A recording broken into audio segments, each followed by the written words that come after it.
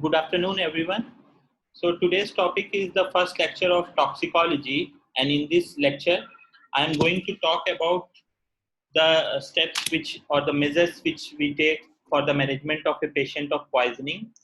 The second part will be the heavy metal poisoning, and the third part will be the chelating agents. So, starting this lecture, so toxicology, what toxicology means is that it deals with the adverse effect in humans which results from the exposure to drugs and other chemicals which are commonly used in our household, environmental places or in the industries. So whatsoever the chemicals which we use or the drugs we consume, the adverse effect which occurs due to them is dealt with toxicology. So what are the different approaches which we can take for the treatment of poisoning? So the various steps can be enumerated as the first step is the initial assessment and resuscitation of the patient who who has taken or who has been poisoned. Second is the identification of the poison. We have to identify what type of poison it is. Third step is the prevention of further absorption of the poison. That means we want to reduce the absorption or intake of the poison to the patient concerned. And then fourth point is the acceleration or elimination of the poison from the body. So how we are, it deals with the what are the different steps we take to remove the poison from the body. And fifth point is the specific antidote we have to give for the treatment of the poisoning. So what are the initial steps we take or the resuscitation we do for a patient if we get of a poisoning? So most of the patients, they recover from the poison by elimination on their own mechanism, provided that they are well ventilated, perfused and hydrated. So what we have to do in an emergency, if such a patient comes to us, we have to maintain their airways, breathing and circulation. So A, B, C are the things which we have to do for the patient so that the patient is well, the airways and the circulation is maintained. Then the other steps which we can do are the correction of the convulsion or arrhythmia if the patient is having, or hypothermia if the patient is having. So we have to correct this. And there are certain investigations for which we have to do.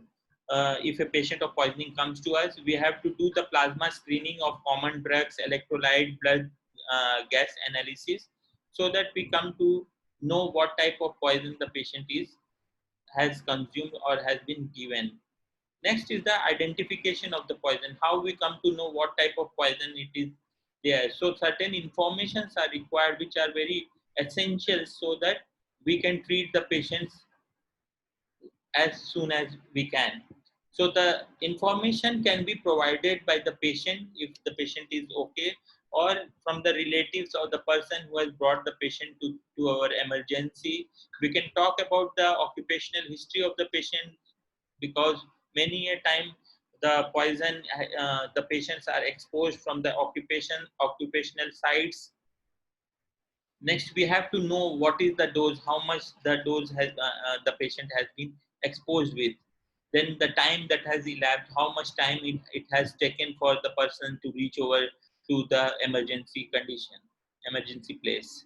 And then we have to do the biochemical analysis of plasma for suspected cases of different types of poisoning, such as paracetamol, aspirin, whatsoever the poison the patient has been uh, poisoned with. Then third is step is the prevention of further exposure. We are going to reduce.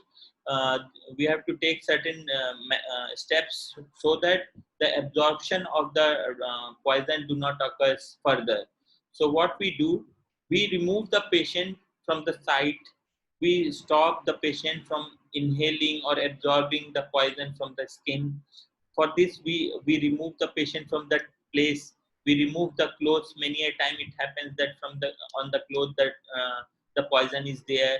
Then we have to clean the skin or the mucous membrane, because a certain number of poisons, they are absorbed from the skin when they are in the contact of the skin also. So we have to remove that also. What next we have to do is to remove, if the patient has ingested certain poison, so we have to remove it from the gut. We do gut decontamination by gastric lavage. We do either with the plain saline, or we do with using charcoal tablets powder. So this gastric lavage is contraindicated in certain conditions such as corrosive poisoning, hydrocarbon poisoning, because there is risk of aspiration. So we, that is why the knowledge of the poison is also very essential, which poison the patient has taken. Other steps which we can do to avoid this further absorption of the poison is, we can give certain emetics so that the poison comes out of the body, or we can give activated charcoal, which acts as an oral absorbent. And it is the activated charcoal is nothing but a fine black powder prepared from vegetable materials such as wood pulp or coconut shells. There are tablets available of activated charcoal. So other what we can give as absorbent are universal antidote, which includes activated charcoal, tannic acid, and magnesium oxide. They are used in most of the poisoning except for metal salts, cyanide poisoning, alcohols, strong acids and alkalis, and petroleum, etc. So there we this is contraindicated. We do not give it. So how we are going to accelerate the elimination of poison? Then we have to do that. We have to remove the poison which is already present in the body, which has been absorbed. So we have to eliminate it from the blood.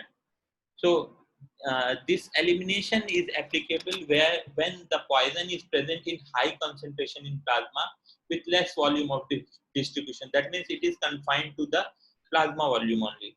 And second is that the poison is easily dissociable from the plasma protein binding sites. And third is that effect of the poison relates with the plasma concentration. That means the amount of poison is present within the plasma only. So what are the different methods we can use to eliminate or accelerate this elimination is repeated doses of activated charcoal, which we often do with these drugs such as carbamazepine poisoning, dapsone overdose, or quinine, salicylate, or theophylline overdose. There we can use the repeated dosing of activated charcoal. The other methods which we can follow is by alteration of the urinary pH. So, this I have talked in the general pharmacology classes. Like we do alkalinization of urine to accelerate the elimination of the acidic drugs such as salicylate, barbiturates, metabolic acidosis, or this alkalinization can be done using sodium bicarbonate. The other method is acidification of urine, such as we do in case of amphetamine, phencyclidine poisoning. We infuse with arginine hydrochloride and ammonium chloride to induce acidification of urine. What else we can do? That is hemodialysis or peritoneal dialysis. The dialysis will also help us to accelerate the elimination of poison from the body. Then there are the roles of the antidotes. If we have the specific antidotes, we can treat at a quicker rate. So specific antidotes will do what? They will reduce or abolish the effect of the poison. And there are chelating agents, which are specific antidotes which are used in case of heavy metal poisoning. They prevent or reverse the toxic effect of the heavy metal on certain enzymes or the cellular targets which these heavy metals are targeting. So coming to the heavy metal poisoning, which is the second part of this today's lecture. So there can be poisoning of lead, mercury, arsenic, copper, iron. These are the common heavy metals which the poisoning occurs, and it occurs due to occupational reasons, such as there are laborers working in the mine factories, paint industry, glass industry, pesticides, petroleum industry. So they are commonly exposed to these heavy metals, and there are certain these heavy metals are often used as salts in Ayurvedic or the Unani medications. So consumption of such preparations also exposes repeated consumption of such preparations also exposes the patients to these heavy metal poisoning. So what these heavy metal poisoning do is that it interferes with the normal physiological cellular functions. These poisons, they act by acting on the sulfhydryl groups of the enzyme, thereby they inhibit the enzymes, or they can alter the cellular membranes of the receptors, and thereby they produce the adverse effects in these patients.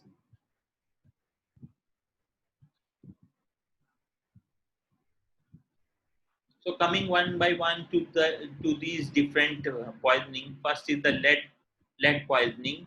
The common sources are utensils, storage batteries, plumbing, metal alloys, solder glass.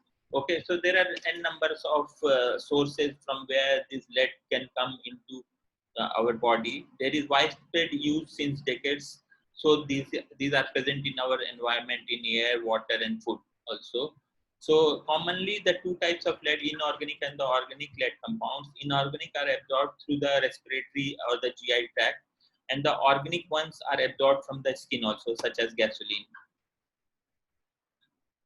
What happens with the lead? It affects the different parts of our body, such as in the CNS, it has got a dose dependent effect. In the lower concentration, they produce subclinical deficits in our neurocognitive function, and hearing acuity is diminished. In the moderate concentration, they produce behavioral and the neurocognitive effects such as irritability, fatigue, libido, anorexia, sleep disturbance, etc. And in higher dosage can lead to lead encephalopathy. And chronic exposure of lead can also lead to peripheral neuropathy, and predominant part is the motor type of wrist drop. I will show you a photograph of lead chronic poisoning leading to wrist drop also.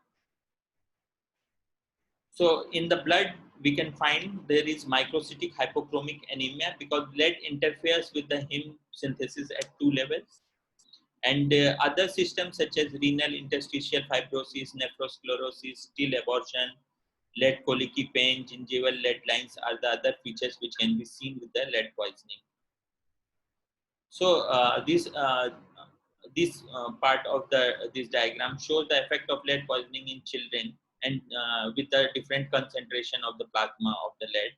So in the lower, it causes developmental toxicities, while as the concentration increases, it decreases hemoglobin synthesis, and at much higher doses, encephalopathy, nephropathy, etc. And this, I have talked about the different systems, how they are going to be uh, affected by the lead poisoning. Like in bones, we find radiodense deposits in the epiphysis, gastroabdominal pain, chronic tubulointerstitial disease, etc. So these are the different how the different systems are going to be affected. In the blood, we find microcytic hypochromic anemia, as lead will lead to disturb the heme synthesis at two levels, and due to the lead poisoning, what will happen that this delta aminolevulinic acid levels as well as porphyrin 9 levels in the blood is going to increase. Okay, because of inhibition of this heme synthesis. And you, in this diagram, you see the grayish bluish black line. This particular line is because of the lead deposition or the pigmentation of the gingiva. This is the lead lining gingiva. This is the patient showing peripheral neuropathy. This is the wrist drop due to the chronic exposure of lead. Next, heavy metal poisoning is the arsenic, which is known as the king of poisoning. So arsenic is very commonly used in semiconductor, wood preservative, etc. And there are certain pharmaceutical compounds which are used in like Fowler's solution. Organic arsenics were initially used as antimicrobial agents. Then arsenic trioxide was used in the treatment of pro-myelocytic leukemia. Then in African trypanosomiasis, it was melarsoprol, which was containing this arsenic, is very commonly used. Then it was leviside, which was used as warfare gases. In the Second World War, it was very commonly used gas for as chemical poison, biological warfare. So its favored use was also seen in the as a murder weapon among the royal families in the Europe. So it was known as the poison of the kings. Many a time king were poisoned, and and since it is very quickly acting, so it is also known as the king of all the poisons.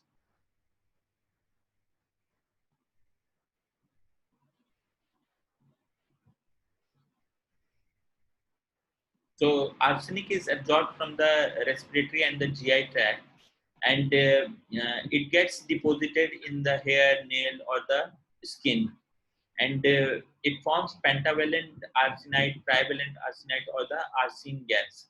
So it is the trivalent arsenic which is very poisonous among all these, and around 2 to 10 times it is more poisonous than the pentavalent one. What it does, this arsenic interferes with the mitochondrial oxidative phosphorylation. What it does, it replaces the phosphates in the adenosine triphosphate, and it is recognized as a human carcinogen, which is associated with different types of cancer such as lung, skin, and the bladder cancer.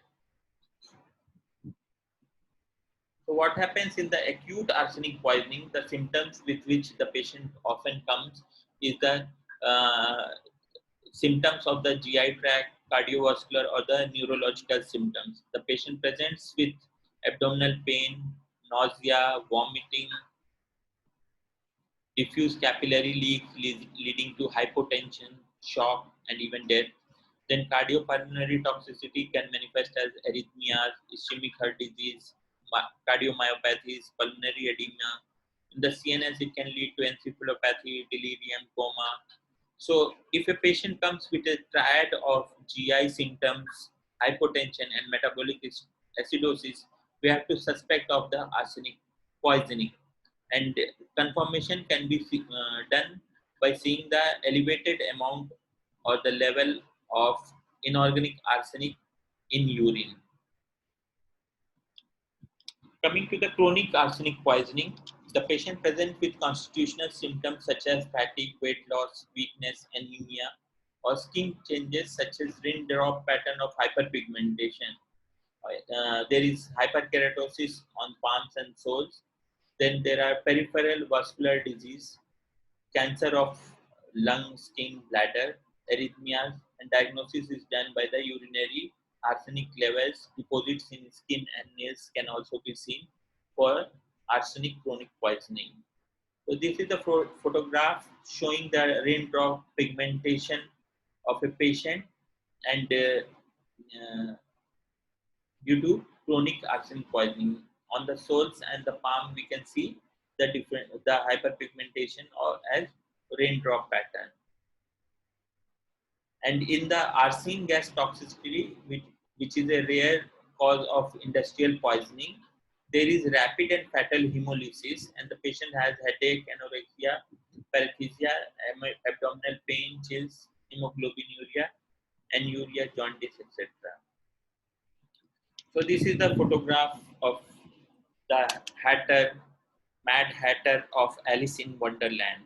So this mercury poisoning is very common in the Hatters. That I am going to tell you why. It is the mercury poisoning which was used. This mercury was used in the treatment of syphilis, and this inspired Paracelsus to say or come up with the observation that it is the dose which makes the poison. If a drug is given in higher dose, it becomes poison. So the toxicity also inspired a important phrase, as mad as the hatter, because the hatters, they were exposed to metallic mercury vapors during production of fats for hat. The fats which were used in the hats using mercury nitrates. So this poisoning occurred by the inhalation of the mercury vapors, and this resulted in tremors, gingivitis, bizarre behavior, and it was very commonly displayed by the Mad Hatter in the Alice in Wonderland. So that Mad Hatter was having the mercury poisoning, and there are different sources such as electrical equipment, thermometer, fluorescent lamp, dental amalgams, where mercury is very commonly being used. Coming to the metallic mercury poisoning, it it is volatile and absorbed from the lung. In acute exposure, it can lead to respiratory toxicity, such as acute interstitial pneumonitis.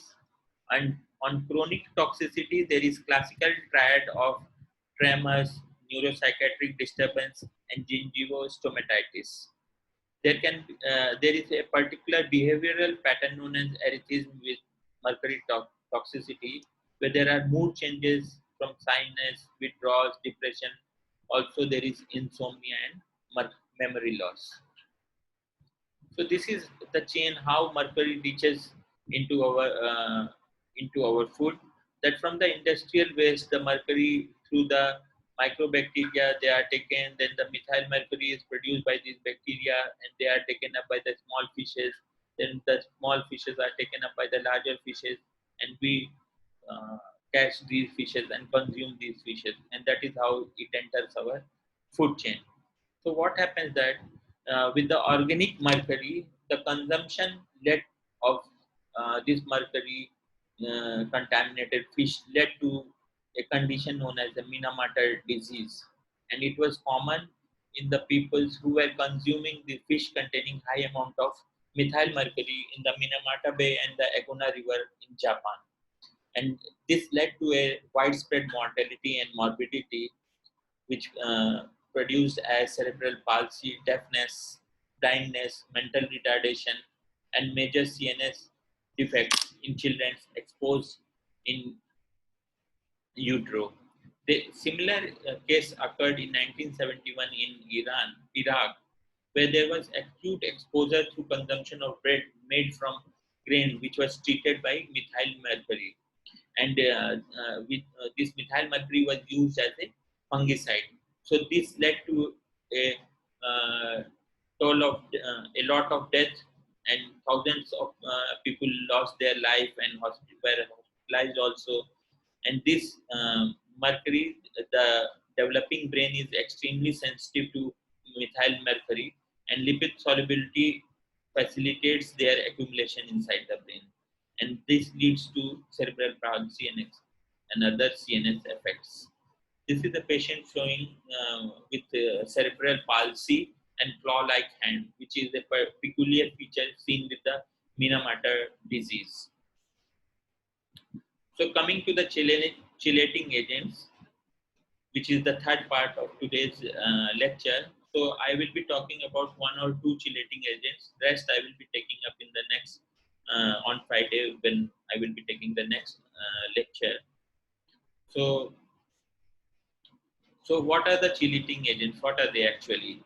So these are chelating agents are basically compounds which are used for the treatment of heavy metal poisoning. These are complexes which complex with the metallic ions and form ring-like structures, because this cheel is actually represents a crab-like structure. So they have multiple bonding sites in them to bond with the metals. They form stable, non-toxic, easily excretable complexes with the toxic metals containing two or more reactive groups, such that they hold the metal from two sides, and these that thereby the binding of the heavy metals with these complexes produces excretable complexes which are not toxic to the body, and that's how they are going to help in the treatment of heavy metal poisoning. How they are going to act is that heavy metals they exert their toxicity by combining with inactivated functional ligands of enzyme and important biomolecules such as the sulfhydryl hydroxy or the carboxyl group, and leads to the inactivation of these enzymes. So that is how the heavy metal poisoning more commonly occurs. So what these chelating agents do, they compete with the body ligands for the heavy metals, and also they have a different affinity for different metals. So that is how they are going to bind with these heavy metals. These chelating agents they have higher affinity for such metals, and they combine with them to form non-toxic and water-soluble complexes for elimination, and they possess negatively charged group to attract the positively charged toxic metals. Ideal chelating agents they have the quality that they have higher affinity for the toxic metals than for the body calcium, as the body contains a huge amount of calcium in plasma or the extracellular fluid.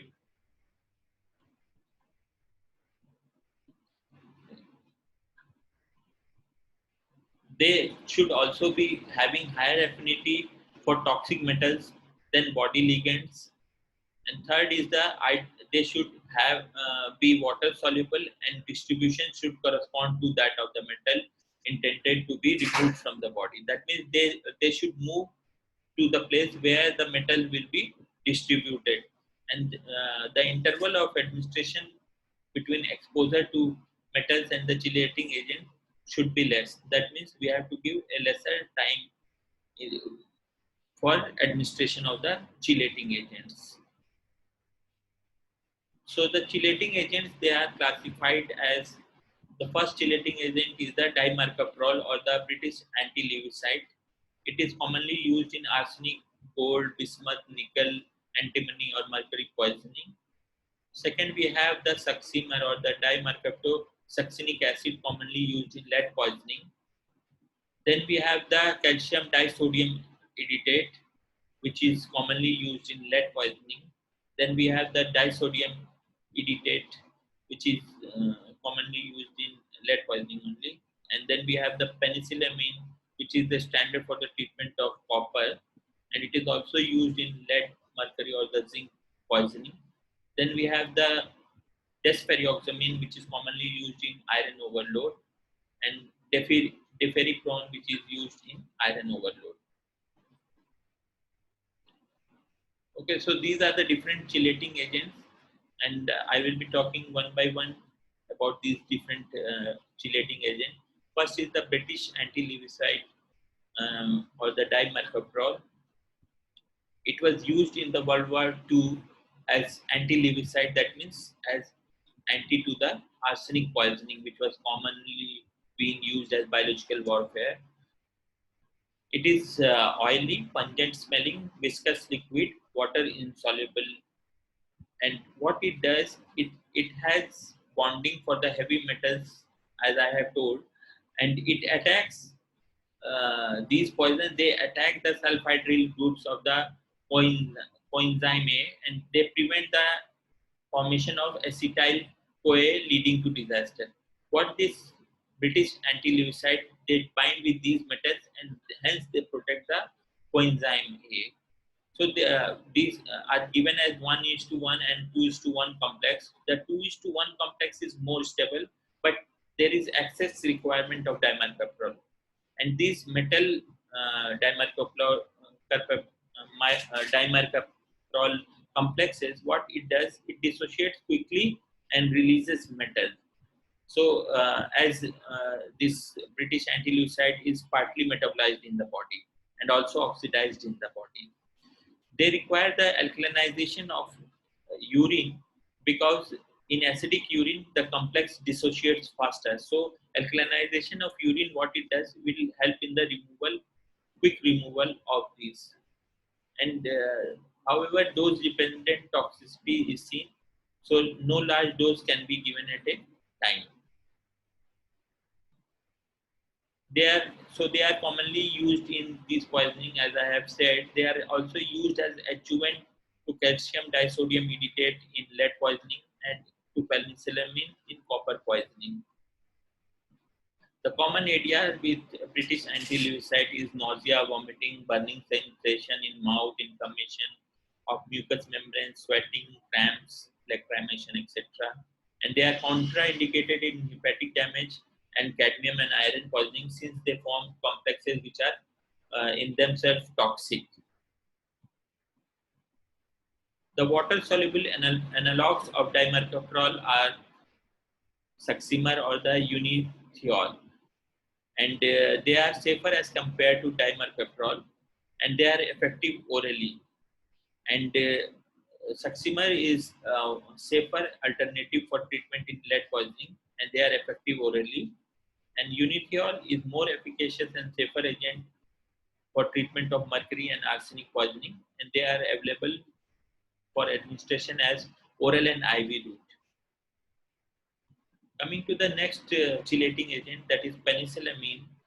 Penicillamine is a degraded product of penicillin, and have strong copper chelating properties, so they are used commonly in copper poisoning, and they act as other chelating agents. They are selective for copper, mercury, lead, and zinc, and they are absorbed orally. They are administered as tablets, 250 milligram capsules, metabolized in liver and excreted in urine. And they are commonly used in Wilson's disease, which is a hepatolenticular degeneration due to genetic deficiency in celluloplasmin. So there is copper deposition in the body. So they are also used as alternative in copper and mercury poisoning, and in chronic lead poisoning, and in cystinuria and cystine stone, and in scleroderma. They benefit by increasing soluble collagen formation. The ADAs are common cutaneous dermatological reactions. Generally, they cause headache, sore throat, fever, rash, loss of taste, neuritis. In blood, causes leukopenia, thrombocytopenia, aplastic anemia, nephrotic syndrome, hematuria, and autoimmune disease like myasthenia-like syndrome, diabetes, SLE, etc. So with this, we come to the end of today's lecture. The rest of the chelating agents and other types of poisoning, such as snake poisoning, or with certain drug poisoning, or scorpion bite, that I will be taking in your next lecture. Thank you very much.